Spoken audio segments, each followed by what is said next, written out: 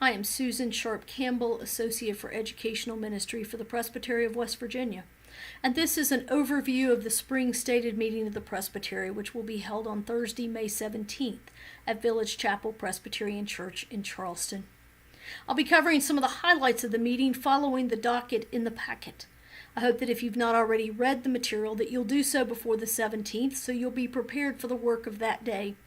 This video, I hope, is a helpful starting place, but it is in no way intended to replace your preparation for the meeting by reading the packet. As you make plans to attend this meeting, please be aware that printed packets are available by advance request only. To have access to the packet during the meeting, you'll need to download it in advance to your own device and bring it to the meeting with you. You will find the packet at www.wvpresbytery.org. However, if you would like a printed packet to be picked up at registration, please contact the Presbytery office prior to noon on Wednesday, May 16th. Upon arrival at the church, you will see signs and people directing you to registration. After picking up your name tag, please feel free to join in a time of fellowship and refreshments until the meeting begins at 10 a.m. There'll be a lot of presenters during the day, but some of the key people who guide the work of the Presbytery in this meeting are Amy Parker, a minister member for the Presbytery who serves as the pastoral assistant and Christian educator at Village Chapel Presbyterian Church, Ed Thompson, who is our general presbyter, and Maureen Wright, who is our stated clerk. For the remainder of the video, I will follow the docket, lifting up information that might be helpful as you prepare to attend. After the table of contents on the first page and a docket on the second, you'll find our mission statement, which guides our work as a presbytery. It affirms that we are called to share Christ's love through mission, ministry, and relationships, the core values of the presbytery. After the call to order at 10 o'clock, Todd Wright, pastor of Village Chapel, will bring greetings. There will then be a brief time of business. This will include the seating of any new corresponding members who are minister members of other presbyteries but labor within our bounds, the introduction of visiting ministers, the introduction of ruling elders who are commissioners to their first presbytery meeting. Usually the pastor will introduce those folks. The indication of a quorum, which our manual defines as 20% of the ministers of word and sacrament and 20% of our churches represented by a ruling elder. After the approval of the docket, the consent agenda will be under consideration. You will find the particular recommendations and the specifics of those recommendations in their respective committee reports.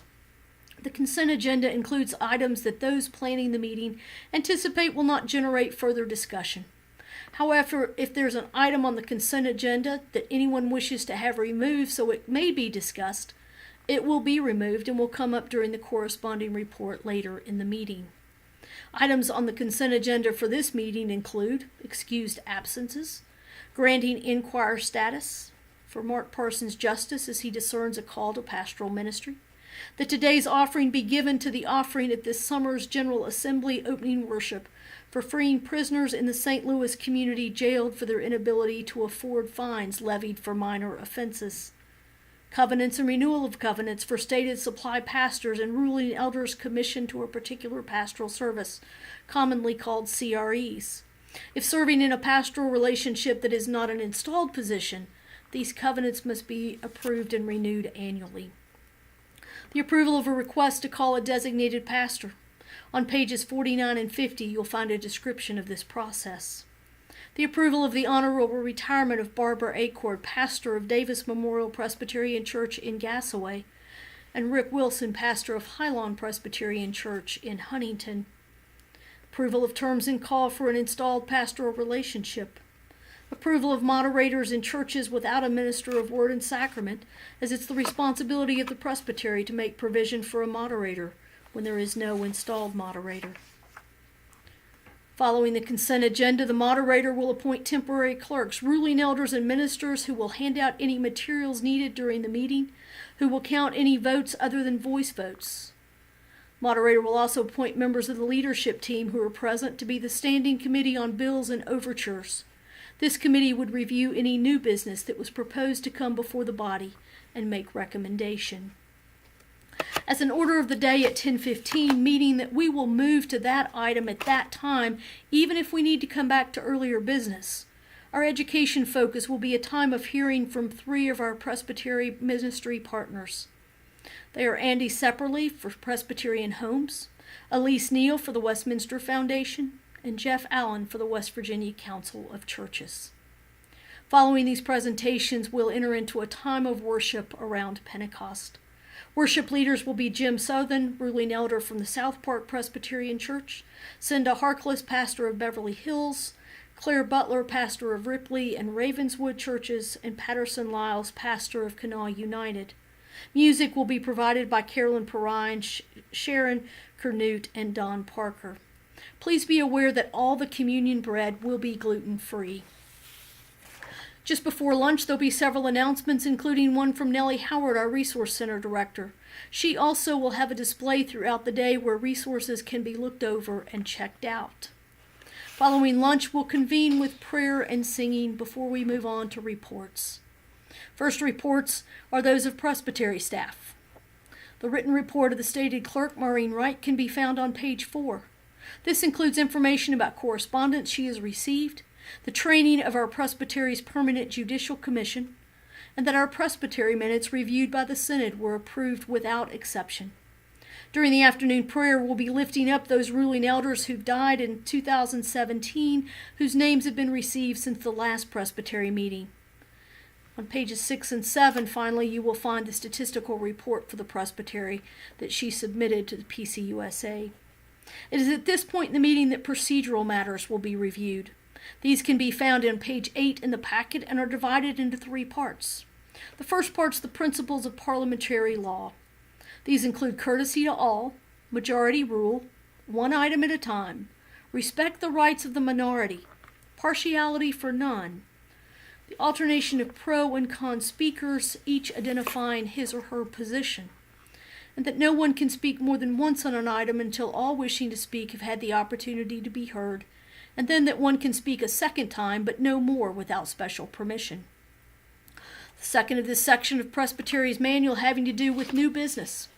It indicates that no new business shall be introduced after lunch without vote on a different deadline, and that any new business shall be presented in written form. It also lifts up who has voice and or vote during the meeting. I'd suggest you review these especially. The final section has to do with procedural rules. If you have voice and wish to speak, please go to a microphone to do so.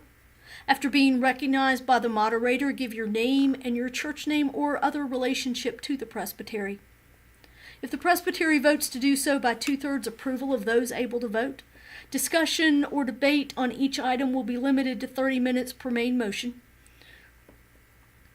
with each speaker limited to 3 minutes. Given that the packet is available online, please be prepared to stick to this time frame. Before leaving this section, note that a recommendation from a committee or other entity of the presbytery does not need a motion or a second from the floor, as by implication they've already been reviewed and the members of the committee believe this is something that should be considered by the presbytery as a whole. On page 9, you'll find the document Motion Basics. Based on Robert's Rules of Order, this is intended to assist in understanding the process we will follow throughout the afternoon as recommendations are brought to the floor. Please note that anyone speaking on the floor of presbytery shall address their comments to the moderator, not to those sitting in the pews or those who have previously spoken.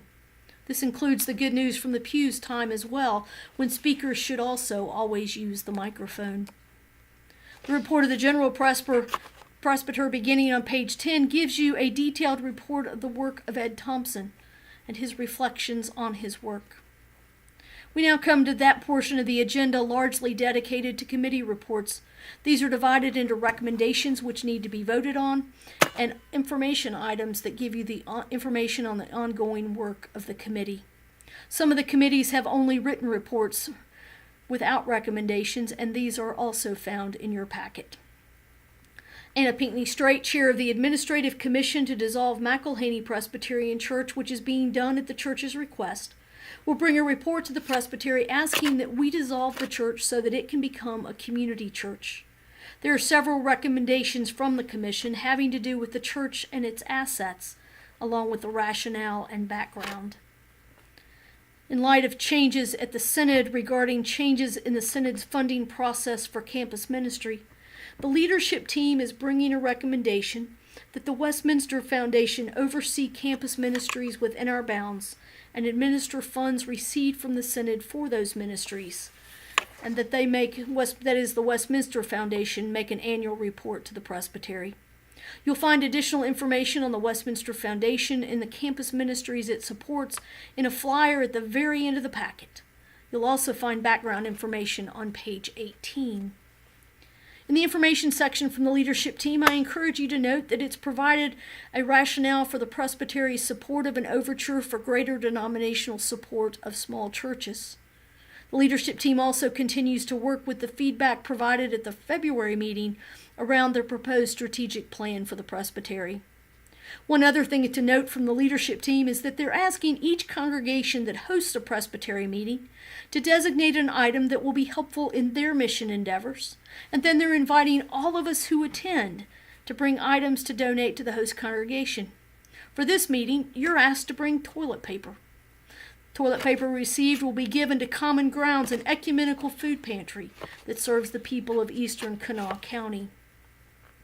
The report of the Late Relations Committee is an opportunity for all of us who are present to gain a clearer sense of the work of this committee.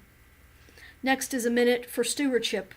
The focus for this meeting is a reminder of what the Shared Mission Pledge helps accomplish on the Presbytery Synod and General Assembly level.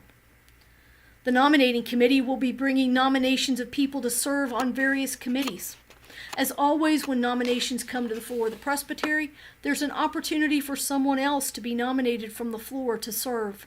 Please be aware, however, that anyone who is nominated must have agreed to serve prior to being nominated. The recommendation from the Vocations Committee will likely have been taken care of on the consent agenda. But please also note that this committee continues to plan for the beginning of a new authorized lay preacher commissioned ruling elder preparation program, which will begin in September of this year with Presby Prep. You will hear more about this, and you can find an information registration form at the end of the packet. Please consider participating, or if not you, consider sharing this with someone in your congregation who might participate. In addition to providing background on where our offering is going for this meeting, you'll find information about the Mission Committee's work, which includes mission trips, offerings for the remainder of the 2018 Presbytery meetings, and mission and sensibility grants distributed by the committee. Good news from the pews is an opportunity for ruling elder commissioners to this meeting, and only those so designated, though, to share some of the exciting things that are happening in their churches. The hope is that as someone shares what's happening in his or her church, others might be inspired and find ideas in what's shared. If you're your session's ruling elder commissioner and would like to share, please be prepared to do so in a fairly concise manner and direct remarks to the moderator using the microphone. The Nurture Committee is recommending that the Presbytery adopt the strategy for inclusivity that it has adopted for its events. You will find the rationale for this strategy at the top of page 24 and the strategy itself on pages 25 and 26. Please carefully review these in advance of the meeting. The information section for this committee then reports on events under its oversight. On pages 27 to 33, you'll find financial reports from the first quarter of the year.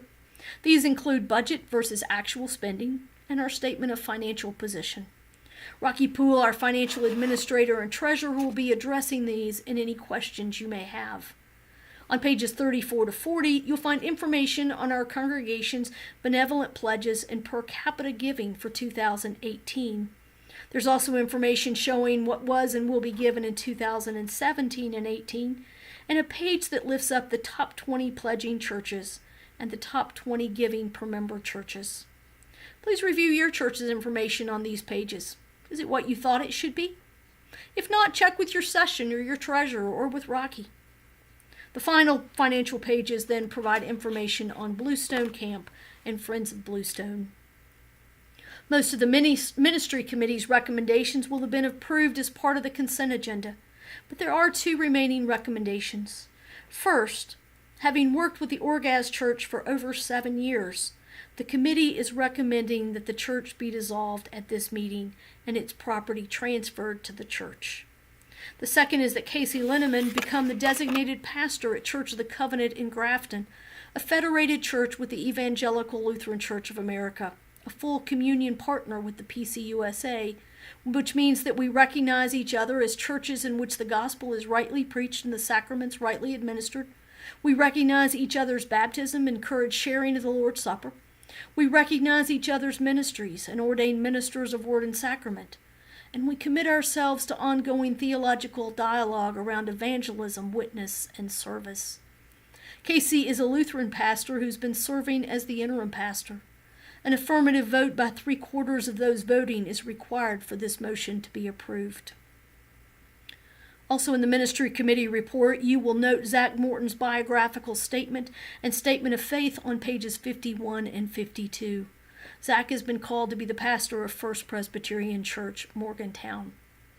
You'll also find that the Ministry Committee is planning 6 boundary training events in light of Presbytery approval that boundary training for pastors and others be done every 5 years. The trustees provide a written report for this meeting and provide an update on the Terra Alta property and the request of Kingwood for grant monies from the State Historic Preservation Office. It is at this point in the meeting that any new business introduced before lunch will be considered. The last section of the packet, beginning on page 55, is a section of flyers for a variety of Presbytery-sponsored events taking place in the near future.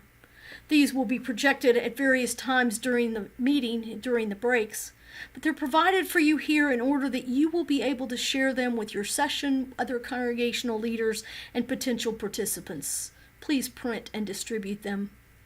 These include expanding your ministry toolbox, leading congregations amid change on June 2nd, Playology on August 25th, the Presby Prep year-long courses that begin in September, Toolbox course on biblical stories and storytelling on September 8th, and the Westminster Foundation.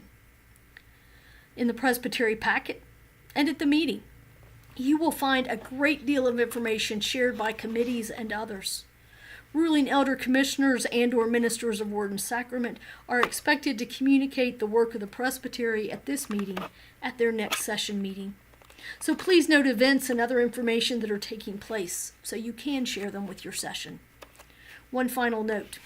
As we gather in councils of the church, including this presbytery meeting, we do so in the faith that God's Spirit is among us and that our task is to discern the will of God as the Spirit leads us to decisions. I encourage you to come to this meeting having read the preliminary packet and with an openness to God's Spirit and a willingness to listen, for the Spirit may be speaking in the words of those gathered at this time and as we join together in prayer and worship. The meeting concludes with a charge and benediction by the moderator. Before leaving the facility, please take the time to complete the feedback form, which will be distributed at the meeting. Your responses on this form will assist the leadership team and others in planning for future presbytery meetings. Please put these in your name tags in the bags or boxes as you exit. Feedback on this video is welcome too. Just add it in your evaluation or email it to the stated clerk at wvpresbytery.org. I look forward to seeing you on Thursday and hope this video has been helpful to you in your preparation. But remember, read the packet.